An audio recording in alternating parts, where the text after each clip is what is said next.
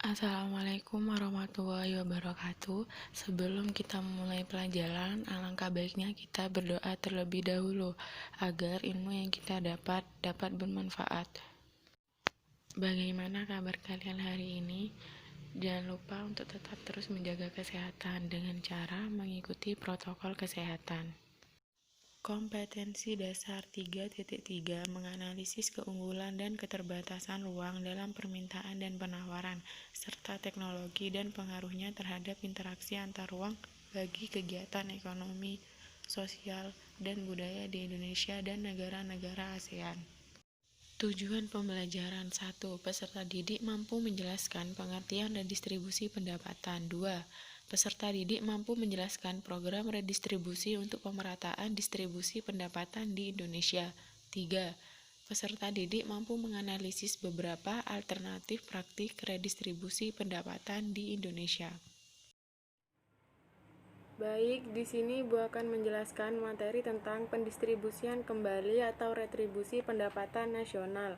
Pada subbab sebelumnya, kalian telah belajar mengenai upaya peningkatan ekonomi maritim dan agrikultur. Usaha-usaha di bidang ekonomi bermuara pada tujuan yang sama, yaitu menyejahterakan masyarakat secara adil dan merata. Akan tetapi, sampai sekarang masih terdapat masalah dalam pendistribusian pendapatan. Kesenjangan atau ketimpangan antara masyarakat berpendapatan tinggi dan rendah masih sangat lebar. Pengertian redistribusi pendapatan. Redistribusi atau pendistribusian kembali pendapatan adalah pendistribusian kembali pendapatan masyarakat kelompok kaya kepada masyarakat kelompok miskin, baik berasal dari pajak ataupun pungutan-pungutan lain. Redistribusi pendapatan dilakukan sebagai salah satu bentuk jaminan sosial yang dilakukan negara kepada masyarakat. Redistribusi pendapatan dapat berbentuk vertikal dan horizontal. Yang pertama, redistribusi vertikal menunjukkan pada transfer uang dari kelompok orang kaya ke orang miskin.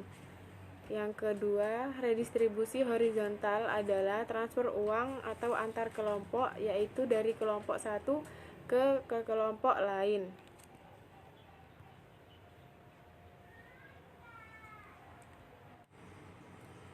Program redistribusi untuk pemerataan distribusi pendapatan di Indonesia. Untuk yang pertama, program pemberian jaminan akses kebutuhan dasar bagi rakyat bawah. Langkah awal dalam upaya pemerataan pendapatan di masyarakat adalah dengan memenuhi kebutuhan rakyat terlebih dahulu.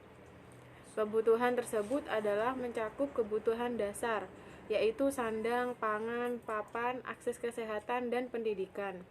Yang kedua, program kredit lunak dan penjaminan kredit berbasis komunitas.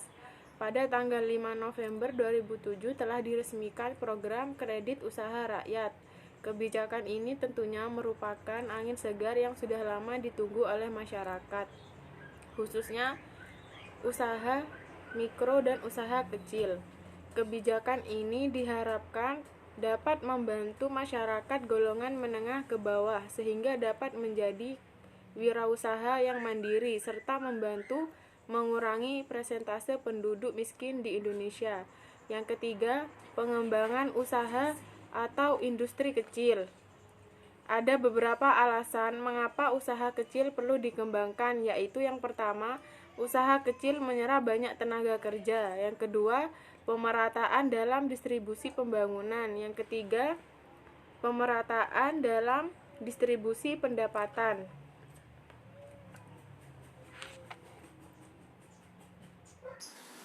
Yang keempat, pemerintah bekerja sama dengan swasta lokal dan asing untuk menjalankan program Corporate Social Responsibility atau CSR. Dengan adanya program pemerintah yang bekerja sama dengan swasta lokal dan asing untuk menjalankan program CSR, diharapkan golongan masyarakat bawah, buruh, dan usaha-usaha bisa mendapatkan kesempatan untuk ikut dalam kegiatan ekonomi yang produktif secara keseluruhan, bukan hanya segelintir pengusaha yang mendapat perlakuan khusus. Yang kelima, pemerintah konsisten dalam mewujudkan kebijakan penegakan hukum dan keadilan ekonomi.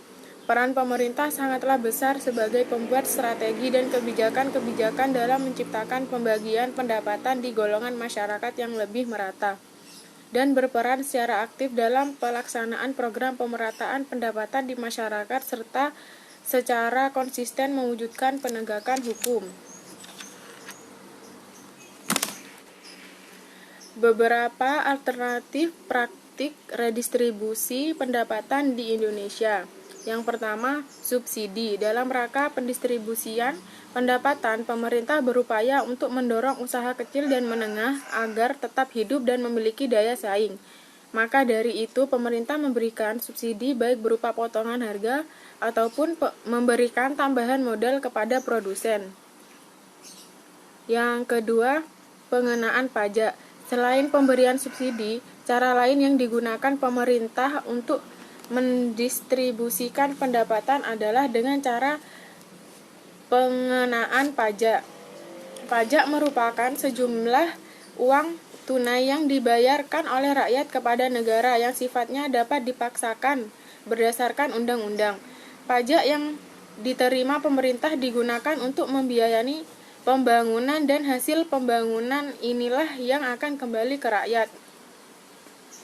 Pajak merupakan sumber penerimaan terbesar di negara.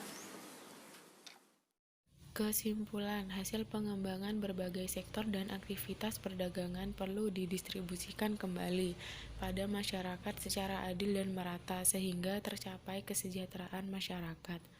Dalam rangka mewujudkan pemerataan redistribusi pendapatan, pemerintah telah melakukan beberapa usaha, di antaranya pemberian subsidi dan pengenaan pajak. Sekian pembelajaran pada pertemuan kali ini.